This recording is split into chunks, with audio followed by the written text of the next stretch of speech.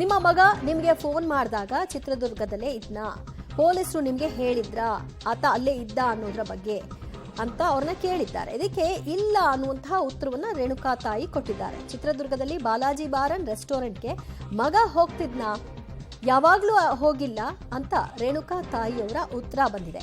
ಅಂದ್ರೆ ಆ ಒಂದು ಬಾರ್ನಲ್ಲಿ ಅವರುಗಳು ಕಿಡ್ನಾಪ್ ಮಾಡ್ಕೊಂಡು ಹೋದ ನಂತರದಲ್ಲಿ ಅಲ್ಲಿ ಇದ್ರು ಅನ್ನೋ ವಿಷಯ. ಹಾಗಾಗಿ ಆತ ಅಲ್ಲಿ ಪದೇ ಪದೇ ಹೋಗ್ತಾ ಇದ್ನ ಅನ್ನುವಂಥ ಪ್ರಶ್ನೆಯನ್ನ ಅಲ್ಲಿ ಎತ್ತಿದ್ದಾರೆ. ಇಲ್ಲ, ಆತ ಹೋಗ್ತಿರ್ಲಿಲ್ಲ ಅನ್ನೋ ಸ್ಟೇಟ್ಮೆಂಟ್ ಅನ್ನ ಕೊಟ್ಟಿದ್ದಾರೆ. ಅಂದ್ರೆ ಅರ್ಥ ಫಸ್ಟ್ ಟೈಮ್ ಅಲ್ಲಿ ಹೋಗಿದ್ರ ಬಗ್ಗೆ ಈಗ ನಮಗೆ ಗೊತ್ತಾಗಿರೋದು ಅನ್ನೋದು ಇಲ್ಲಿ ಗೊತ್ತಾಗ್ತಿದೆ. ಮತ್ತಷ್ಟು ಮಾಹಿತಿ ಪಡೆಯೋಣ ನಮ್ಮ ಪ್ರತಿನಿಧಿ ನರಸಿಂಹಮೂರ್ತಿಯಿಂದ. ನರಸಿಂಹಮೂರ್ತಿ, ಬಾರ್ ಅಂಡ್ ರೆಸ್ಟೋರೆಂಟ್ನ ಪ್ರಶ್ನೆ ಬಂದಿದೆ. ಅಂದ್ರೆ ಕಿಡ್ನಾಪ್ನ ನಂತರದಲ್ಲಿ ರಾಘವೇಂದ್ರ ಮತ್ತು ಆತನ ತಂಡ ಹೋದಂತಹ ಬಾರ್ ಅಂಡ್ ರೆಸ್ಟೋರೆಂಟ್ ಅದಲ್ವಾ? ದಿವ್ಯಾ, ಇಲ್ಲಿ ಒಂದಷ್ಟು ಕ್ರಾಸ್ ಎಕ್ಸಾಮಿನೇಷನ್ಗೆ ಒಳಪಡಿಸಿದಂತಹ ಸಂದರ್ಭದಲ್ಲಿ ಬಾಲನ್ ಅವರು ಹಲವು ಕ್ವಶನ್ಗಳನ್ನು ಕೇಳ್ತಿದ್ದಾರೆ. ಅಲ್ಲಿ ಯಾವಾಗ ಇವರ ಸೊಸೆಗೆ ಫೋನ್ ಬಂದಿಲ್ಲ ಅಂತ ಹೇಳ್ತಾರೋ ಆ ಸಂದರ್ಭದಲ್ಲಿ ನೀವು ಕಾಮಾಕ್ಷಿಪಳ್ಳಿ ಪೊಲೀಸ್ ಠಾಣೆಗೆ ಹೋದಂತಹ ಸಂದರ್ಭದಲ್ಲಿ ಆ ಮೊಬೈಲ್ ಇತ್ತ ಅನ್ನೋ ಮಟ್ಟಿಗೆ ಕೇಳ್ತಾರೆ.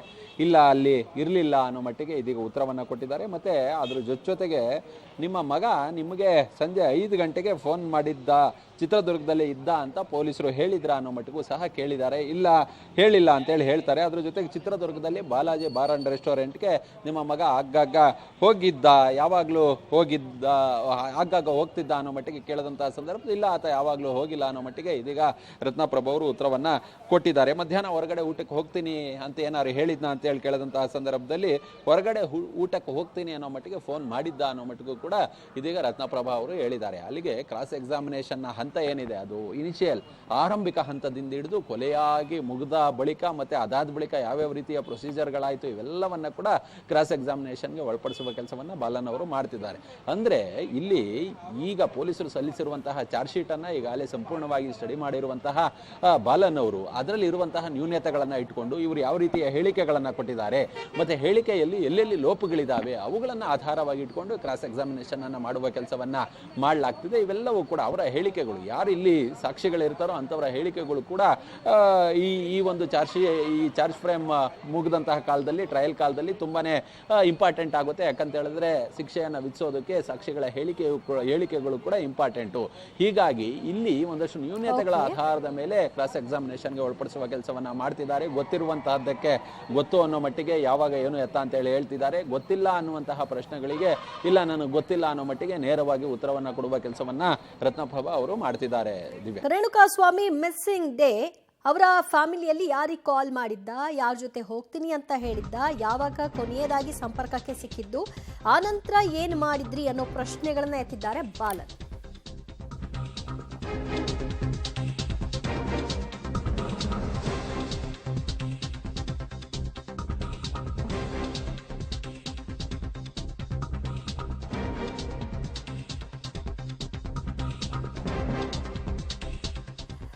ರೇಣುಕಾಸ್ವಾಮಿ ತಾಯಿಗೆ ಪವಿತ್ರ ಗೌಡ ಪರ ವಕೀಲ ಬಾಲನ್ ಅವರು ಪ್ರಶ್ನೆಗಳ ಸುರಿಮಳೆಯನ್ನ ಎತ್ತಿದ್ದಾರೆ. ವಕೀಲರ ಪಾರ್ಟಿ ಸವಾಲಿಗೆ ರೇಣುಕಾಸ್ವಾಮಿ ತಾಯಿ ಉತ್ತರವನ್ನ ಕೊಡ್ತಾ ಇದ್ದಾರೆ. ಪವಿತ್ರ ಗೌಡ ಪರ ವಕೀಲರಿಂದ ಪ್ರಶ್ನೆಗಳ ಮೇಲೆ ಪ್ರಶ್ನೆ, ತಬ್ಬಿಬ್ಬಾಗದೆ ಉತ್ತರವನ್ನ ಕೊಡ್ತಾ ಇದ್ದಾರೆ ರೇಣುಕಾ ಅವರ ತಾಯಿ ರತ್ನಪ್ರಭಾ.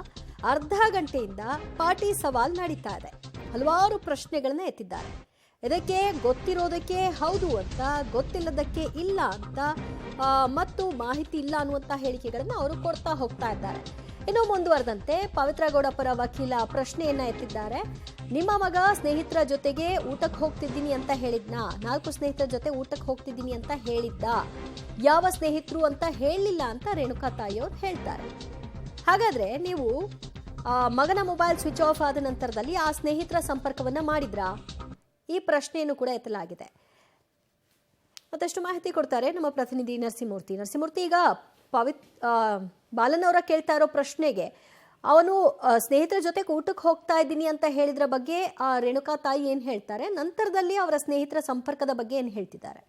ದಿವ್ಯಾ, ಪಾರ್ಟಿ ಸವಾಲು ಮುಂದುವರೆದಂತೆ ಮತ್ತೊಂದಿಷ್ಟು ಪ್ರಶ್ನೆಗಳನ್ನು ಹಾಕುವ ಕೆಲಸವನ್ನು ಇದೀಗ ಬಾಲನ್ ಅವರು ಮಾಡ್ತಿದ್ದಾರೆ. ಮಧ್ಯಾಹ್ನ ಹೊರಗಡೆ ಊಟಕ್ಕೆ ಹೋಗ್ತೀನಿ ಅನ್ನೋ ಮಟ್ಟಿಗೆ ನಿಮ್ಮ ಮಗ ನಿಮ್ಮ ಬಳಿ ಹೇಳದ್ನ ಅಂತ ಹೇಳಿದಂತಹ ಸಂದರ್ಭದಲ್ಲಿ ಹೌದು ಮಧ್ಯಾಹ್ನ ಊಟಕ್ಕೆ ಹೋಗ್ತೀನಿ ಅಂತೇಳಿ ನನಗೆ ಫೋನನ್ನು ಮಾಡಿದ್ದ ಅಂತೇಳಿ 4 ಜನ ಸ್ನೇಹಿತರ ಜೊತೆ ಊಟಕ್ಕೆ ಹೋಗ್ತೀನಿ ಅಂತೇಳಿ ಹೇಳದ್ನ ಅಂತೇಳಿ ಕೇಳಿದಂತಹ ಸಂದರ್ಭದಲ್ಲಿ ಹೌದು ಸ್ನೇಹಿತರು ಜೊತೆಯಲ್ಲಿದ್ದರು ಅಂತೇಳಿ ಹೇಳಿದ್ದ ಅನ್ನೋ ಮಟ್ಟಿಗೆ ಇದೀಗ ರತ್ನಪ್ರಭಾ ಅವರು ಹೇಳಿದ್ದಾರೆ. ಅದರ ಜೊತೆಗೆ ಚಿತ್ರದುರ್ಗದ ಹಳೆಯ ಸ್ನೇಹಿತರು ತಮಗೆ ಗೊತ್ತಿರಬೇಕಲ್ವಾ, ಅಂದರೆ ತಮ್ಮ ಮಗನ ಜೊತೆ ಇದ್ದಂತಹ ಸ್ನೇಹಿತರು ಯಾರ್ಯಾರು ಅಂತೇಳಿ ಕೇಳಿದಂತಹ ಸಂದರ್ಭದಲ್ಲಿ ಕೆಲವರು ಗೊತ್ತು, ಕೆಲವರು ನನಗೆ ಗೊತ್ತಿಲ್ಲ ಅನ್ನೋ ಮಟ್ಟಿಗೆ ಇದೀಗ ರತ್ನಪ್ರಭಾ ಅವರು ಉತ್ತರವನ್ನು ಕೊಟ್ಟಿದ್ದಾರೆ. ಸಂಜೆ 6ರಿಂದ 10 ಗಂಟೆವರೆಗೂ ಕೂಡ ರೇಣುಕಾಸ್ವಾಮಿ ಸ್ನೇಹಿತರ ಬಳಿ ಮಗ ಇಲ್ಲದನ್ನು ನೀವು ಪ್ರಶ್ನೆ ಮಾಡಿದ್ರ, ಅಂದರೆ ಆ ಸಂದರ್ಭದಲ್ಲಿ ಸ್ನೇಹಿತರ ಜೊತೆ ಆತ ಇರಲಿಲ್ಲ, ಹೀಗಾಗಿ ನೀವು ಆತನ ಸ್ನೇಹಿತರನ್ನು ನೀವೇನಾದ್ರು ಪ್ರಶ್ನೆ ಮಾಡಿದ್ರ ಅಂತೇಳಿ ಕೇಳದಂತಹ ಸಂದರ್ಭದಲ್ಲಿ ಇಲ್ಲ ನಾನು ಕೇಳಿಲ್ಲ ಅನ್ನೋ ಮಟ್ಟಿಗೆ ರತ್ನಪ್ರಭಾ ಅವರು ಹೇಳಿದ್ದಾರೆ. ಅದ್ರ ಜೊತೆಗೆ ಮಧ್ಯಾಹ್ನ ನಿಮ್ಮ ಮಗ ಬಾಲಾಜಿ ರೆಸ್ಟೋರೆಂಟಲ್ಲಿ ಏನಿದೆ ಅಲ್ಲಿ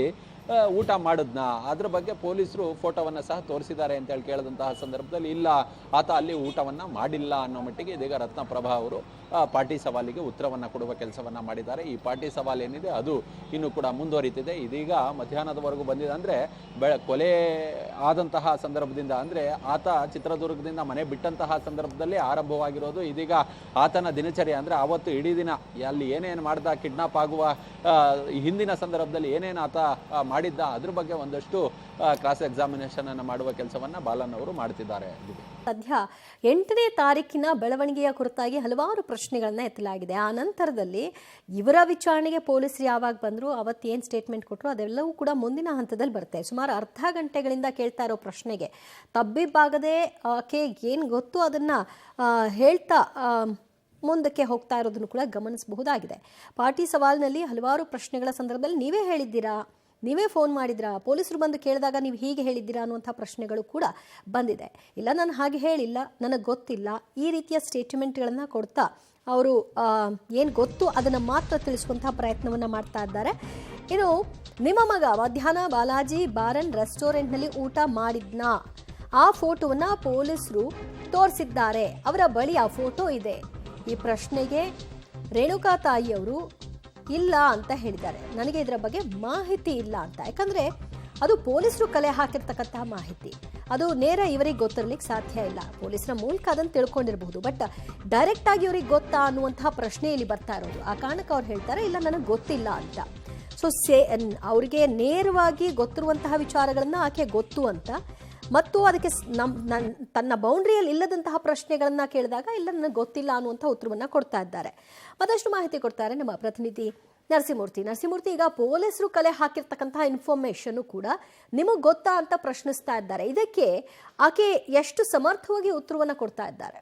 ದಿವ್ಯಾ, ಈ ಪಾರ್ಟಿ ಸವಾಲಲ್ಲಿ ಹೇಗಾದರೂ ಮಾಡಿ ತಪ್ಪನ್ನು ಹೇಳಿಸ್ಬೇಕು, ಅಂದರೆ ಇಲ್ಲಿ ಅವರು ಕೊಟ್ಟಂತಹ ಹೇಳಿಕೆಗಳೇನಿದೆ ಅದಕ್ಕೆ ವಿರುದ್ಧವಾಗಿ ಒಂದಷ್ಟು ಹೇಳಿಕೆಗಳನ್ನು ಅವರಿಂದ ಕೊಡಿಸ್ಬೇಕು ಅನ್ನೋದು ಪ್ರತಿ ವಕೀಲರ ಒಂದಷ್ಟು ಕರ್ತವ್ಯವಾಗಿರುತ್ತೆ. ಮತ್ತು ಆ ನಿಟ್ಟಿನಲ್ಲಿ ಒಂದಷ್ಟು ಹೋಮ್ವರ್ಕನ್ನು ಕೂಡ ಮಾಡಿರ್ತಾರೆ. ಯಾಕಂತ ಹೇಳಿದ್ರೆ ಸುದೀರ್ಘವಾಗಿ ಈ ಒಂದು ಕೇಸ್ನ ಸಂಪೂರ್ಣವಾದಂತಹ ಹಿಸ್ಟ್ರಿಯನ್ನು ತಿಳ್ಕೊಂಡಿರ್ತಾರೆ. ಹೀಗಾಗಿ ಸದ್ಯ ಅದರ ಬಗ್ಗೆ ಒಂದಷ್ಟು ಕ್ರಾಸ್ ಎಕ್ಸಾಮಿನೇಷನನ್ನು ಮಾಡುವ ಕೆಲಸವನ್ನು ಮಾಡಲಾಗ್ತಿದೆ. ಹೀಗಾಗಿ ಇಲ್ಲಿ ಆ ಒಂದು ಬಾರ್ ಆ್ಯಂಡ್ ರೆಸ್ಟೋರೆಂಟ್ ಏನಿದೆ ಅದರಲ್ಲಿ ನಿಮ್ಮ ಮಗ ಮಧ್ಯಾಹ್ನ ಊಟ ಮಾಡಿದ್ದ ಅನ್ನೋ ಮಟ್ಟಿಗೆ ಪೊಲೀಸರು ನಮಗೆ ಫೋಟೋವನ್ನು ತೋರಿಸಿದ್ದಾರೆ ಇಲ್ಲಿ ಅಂತೇಳಿ ಕೇಳಿದಂತಹ ಸಂದರ್ಭದಲ್ಲಿ ಇಲ್ಲ ನನ್ನ ಮಗ ಅಲ್ಲಿ ಊಟ ಮಾಡಿಲ್ಲ ಅನ್ನೋ ಮಟ್ಟಿಗೆ ಒಂದಷ್ಟು ನಿರ್ದಿಷ್ಟವಾಗಿ ಉತ್ತರವನ್ನು ಕೊಡುವ ಕೆಲಸವನ್ನು ಇದೀಗ ರೇಣುಕಾಸ್ವಾಮಿ ಅವರ ತಾಯಿ ಮಾಡಿದ್ದಾರೆ ಅನ್ನೋದು ಗೊತ್ತಾಗ್ತಿದೆ. ಅದ್ರ ಜೊತೆಗೆ ಶವಾಗಾರದಲ್ಲಿ ಹಾಕೊಂಡಿದ್ದಂತಹ ಟೀ ಶರ್ಟ್ ಏನಿತ್ತಲ್ಲ, ಆ ಟೀ ಶರ್ಟನ್ನು ತಾವು ಗಮನಿಸಿರ್ಬೋದು. ಅದೇ ಟೀ ಶರ್ಟನ್ನು ಹಾಕೊಂಡು ಆತ ಮನೆಯಿಂದ ಹೊರಟಿದ್ದ ಅಂತೇಳಿ ಕೇಳ್ತಾರೆ. ಆ ಸಂದರ್ಭದಲ್ಲಿ ಇಲ್ಲ, ಆ ಟೀ ಶರ್ಟನ್ನು ಹಾಕೊಂಡು ಆತ ಮನೆಯಿಂದ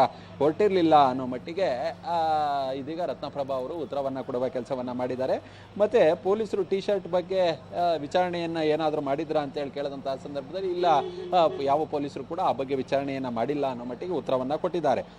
ಅದ್ರ ಜೊತೆಗೆ 14ನೇ ತಾರೀಕು ಮತ್ತೆ ಪೊಲೀಸರ ಮುಂದೆ ಟೀ ಶರ್ಟ್ ಹಾಕಿಕೊಂಡ್ರ ಅದರ ಬಗ್ಗೆ ಮತ್ತೆ ಕೇಳಿದ್ರ ಅಂತೇಳಿ ಕೇಳಿದಂತಹ ಸಂದರ್ಭದಲ್ಲಿ ಇಲ್ಲ ಕೇಳಿಲ್ಲ, ಯಾವತ್ತೂ ಕೇಳಿಲ್ಲ ಅನ್ನೋ ಮಟ್ಟಿಗೆ ಇದೀಗ ರತ್ನಪ್ರಭಾ ಅವರು ಉತ್ತರವನ್ನು ಕೊಟ್ಟಿದ್ದಾರೆ. ಅಲ್ಲಿಗೆ ಇಡೀ ಇಶ್ಯೂನ ಅದು ಹಿಂದೆ ಮುಂದೆ ಅಕ್ಕಪಕ್ಕ ಹೀಗೆ ನಾನಾ ಆಯಾಮಗಳಲ್ಲಿ ಒಂದಷ್ಟು ಕ್ರಾಸ್ ಎಕ್ಸಾಮಿನೇಷನ್ ಅನ್ನು ಮಾಡುವ ಕೆಲಸವನ್ನ ಮಾಡ್ತಿದ್ದಾರೆ.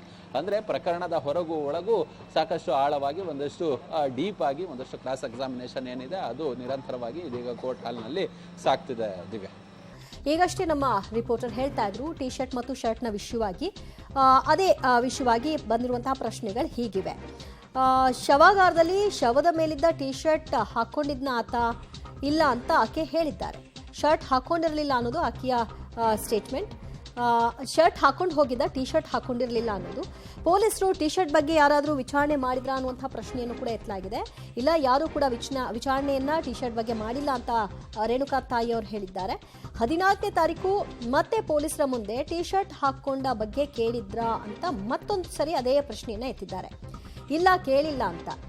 ಈಗ ಆ ಮೃತದೇಹ ಸಿಕ್ಕಂತಹ ಸಂದರ್ಭದಲ್ಲಿ ಆತನ ಮೈ ಮೇಲೆ ಬಟ್ಟೆ ಇರಲಿಲ್ಲ. ಆದರೆ ಇಲ್ಲಿ ಟಿ ಶರ್ಟ್ ಇದೆ ಅನ್ನುವಂತಹ ವಿಚಾರವನ್ನು ಬಾಲನ್ ಅವರು ಪದೇ ಪದೇ ಎತ್ತಾ ಇದ್ದಾರೆ. ಇದು ಕೂಡ ಬಹಳ ಮ್ಯಾಟರ್ ಆಗುತ್ತೆ. ಮತ್ತಷ್ಟು ಮಾಹಿತಿ ಕೊಡ್ತಾರೆ ನಮ್ಮ ಪ್ರತಿನಿಧಿ ನರಸಿಂಹಮೂರ್ತಿ. ಆಗಲೇ ನೀವು ಹೇಳ್ತಾ ಇದ್ರಿ ಶರ್ಟು ಟಿ ಶರ್ಟ್ ವಿಷಯವಾಗಿ. ಸೊ ಶವಾಗಾರದಲ್ಲಿ ಆತನ ಮೈ ಮೇಲೆ ಅಂದರೆ ಬಾಡಿ ಸಿಕ್ಕಂತಹ ಸಂದರ್ಭದಲ್ಲಿ ಬಟ್ಟೆನೇ ಇರಲಿಲ್ಲ ಅಂದಾಗ ಈ ಟಿ ಶರ್ಟ್ ಪ್ರಶ್ನೆ ಯಾಕೆ ಬರ್ತಾ ಇದೆ?